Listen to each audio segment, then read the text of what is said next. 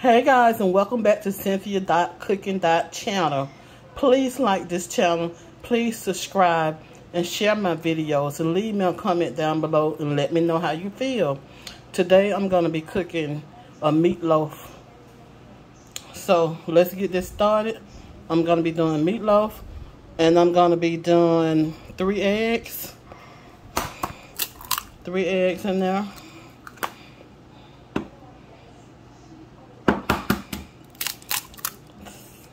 Second egg, as you can see, I'm going to be doing 3 eggs. Okay.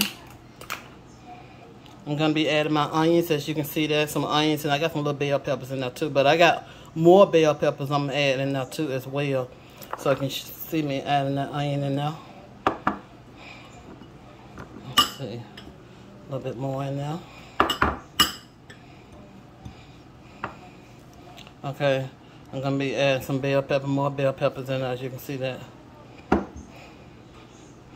This is going to be a big meatloaf, enough to last for maybe 3 days, 3 or 4 days.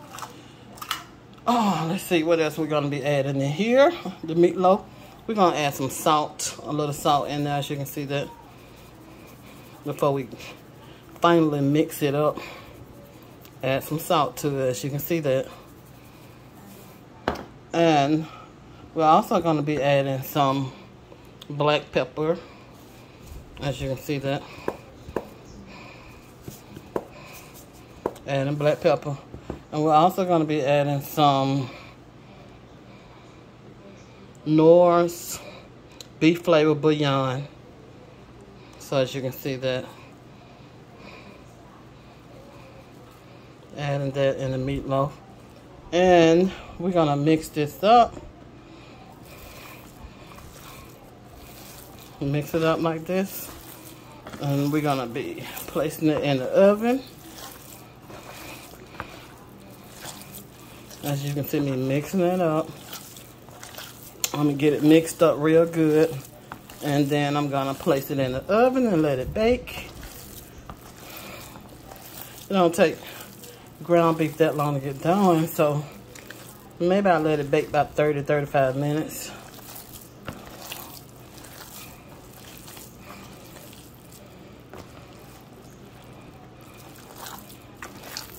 And get it good and mixed up real good.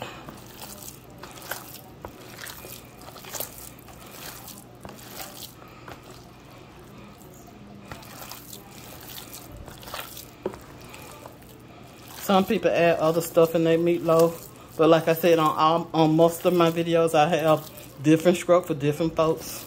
Each and others, you know. You might want to add something different to yours. You might add this or that. I might add something else different. So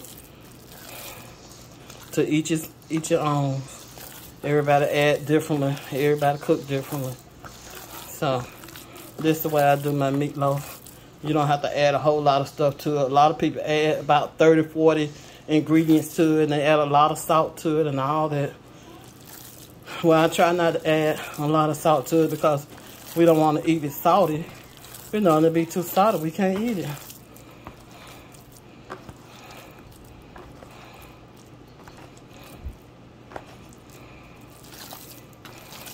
A lot of people might add a little flour to it. But this about all I'm going to add to mine. I mean, just a meatloaf. I feel like you don't have to add a whole lot to a meatloaf.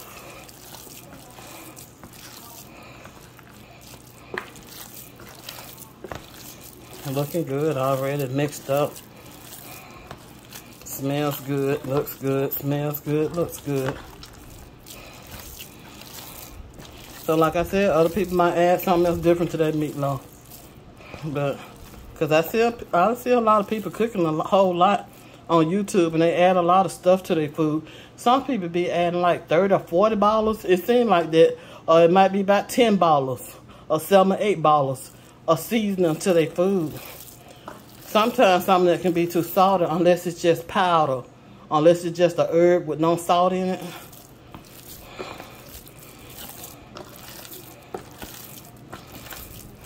But you can't be adding a whole lot of salt to your food. You're gonna mess it up that way. It's gonna taste too salty. It ain't gonna be no good. You ain't gonna want to eat it. So it's okay if people add maybe 5 different herbs to it, and they know it tastes good. It's gonna come out right. You know, powder herbs that don't have salt in it. But if you add like 10 different types of seasoning with salt in all of them, you know that's gonna be salty. So everybody needs to watch their salt intake, not just people with high blood pressure. Everyone needs to watch their salt intake, because young people have high blood pressure too. Young people have problems. Young people have diabetes. They have high blood pressure. They catch a lot of stuff. It ain't just old people or people ain't eating right.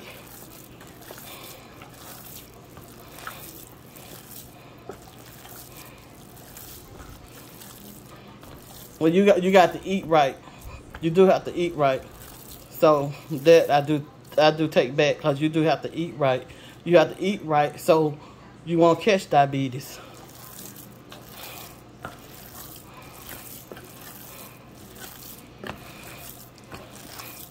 Yeah, but if you don't eat right, you will catch it.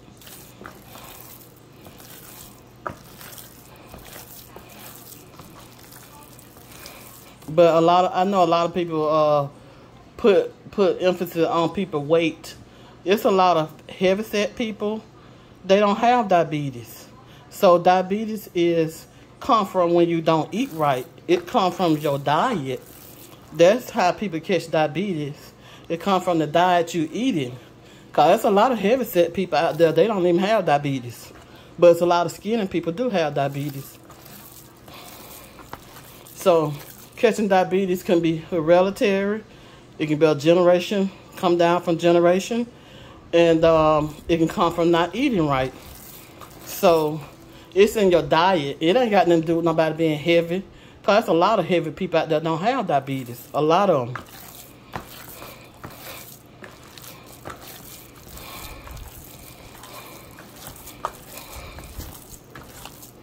So I got that mixed up real good. I'm going to be placing that in this pan over here. And I'll be back to show you that finishing product, the finishing touch.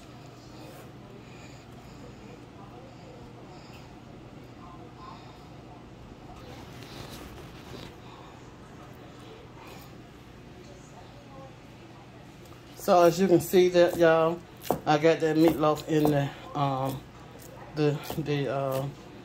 This is a glass, like a glass skillet that you can put in the oven and you can bake in it. So you see I got it in there, and I'm gonna be placing this in the oven now, as you can see that, and I'll be back to show you that finishing touch and that finishing product, how it looked and how it came out.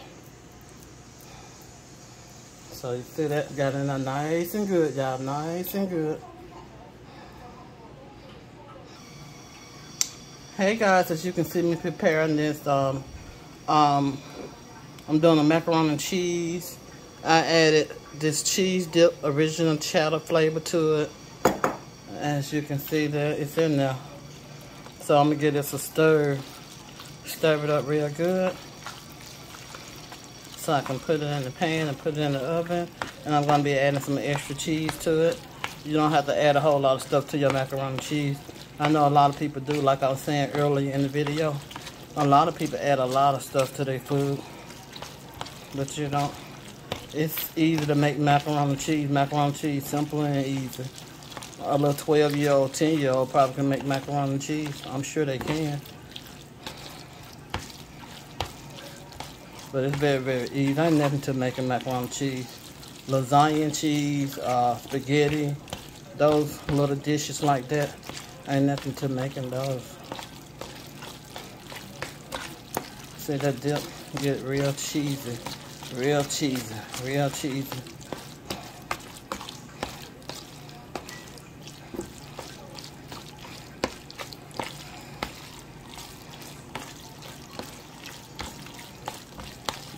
Looking cheesy and good there, y'all. Cheesy and good.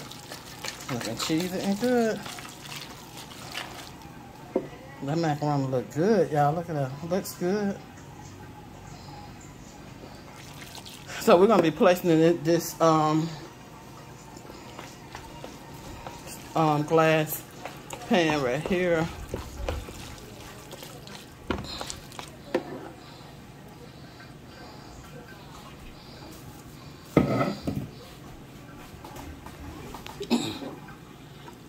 Stir it up some more. But we're gonna be adding some cheese.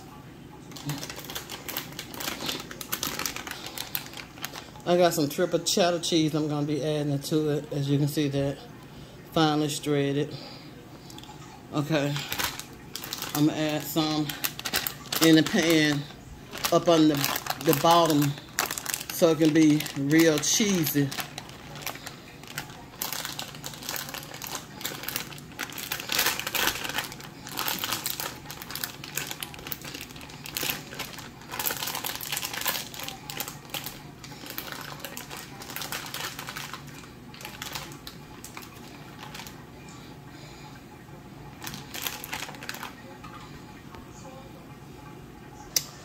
So as you can see, my macaroni and cheese, y'all, I got it good and stirred up because I've used this dip, cheese dip, original cheddar flavor by Great Value. That's a Walmart product.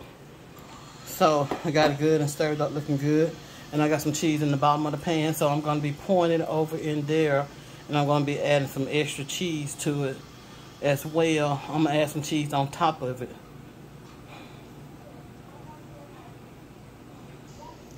Okay, as y'all can see, I got that macaroni cheese in that pan nice and spread out.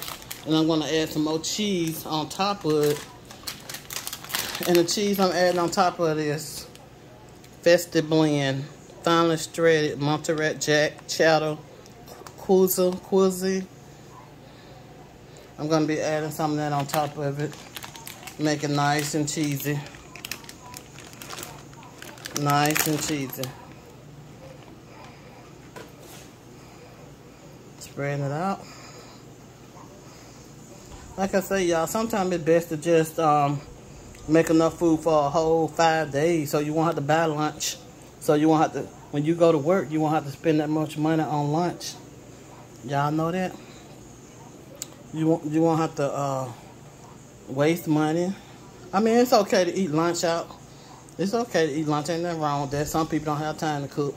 But if you want to save money, if you're trying to save money and hold back, you know, not spend a whole lot, not just be spending. Because you can save if you don't eat out. If you don't eat out every day, you can save something. So, sometimes it is good to make your food for a whole 5 days, just in case you work a whole lot. You can take your lunch with you instead of buying out all the time. See how nicely they look, y'all? That's why I said a little child can make this. It's easy. Making macaroni and cheese is easy. You don't have to add a whole lot of stuff to it. Like I said, a lot of people might add a whole lot of stuff to it, but I don't. I started to add some ricotta cheese in it.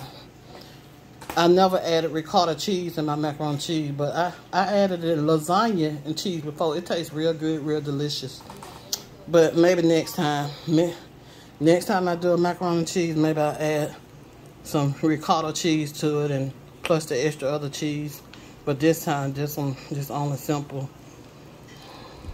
So I'm gonna let this bake in the oven about, I guess, about 20 minutes. It don't take that long for the cheese to cook and melt in there. So I'll be right back with you to show you that finishing touch and how it came out, how it turned out. And make sure you subscribe to Cynthia.cooking.channel. Hey guys, as y'all can see that finishing touch on my meatloaf. It looks beautiful, well done, looks good, ready to eat. That's how it looked, that's how it came out, that's how it turned out, y'all. It looks delicious, looks beautiful, brown. And that's my finishing touch on the mac and cheese. As y'all can see that mac and cheese. Looks good, looks delicious. That's that finishing touch, y'all.